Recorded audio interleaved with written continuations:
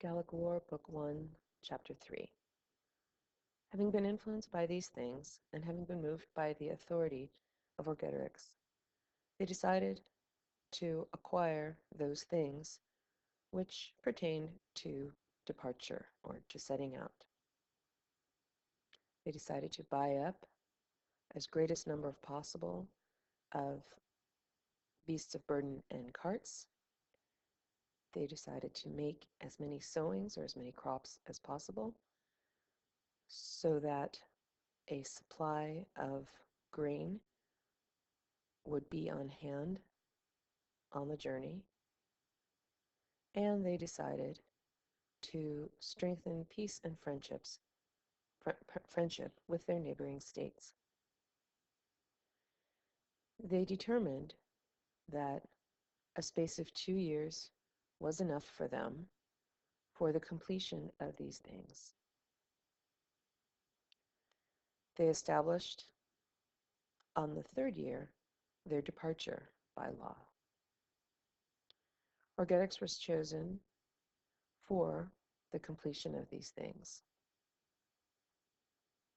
He undertook for himself the legateship or ambassadorship to the other states or tribes. On the journey, he persuaded Casticus, the son of Catametaloius Sequanus, whose father had held the kingdom or the kingship among the Sequani for many years, and who had been called friend of the Roman people by the Senate. He persuaded Casticus that he should occupy the kingship in his own state, because his father had held it before him. And likewise to Dumnorix the Aeduan, the brother of Duiceacus, who was at that time holding the chiefship in his state, and who had been accepted greatly by the crowd. He persuaded Dumnorix ut idem that he should attempt the same thing, and he, Orgetorix, gave his own daughter to Dumnorix to him in matrimony. He showed that to carry out these attempts was very easy to do, or in the doing for them, because he himself was going to obtain the control of his own state. He said that there was no doubt that the Helvetians were the most able of all of Gaul.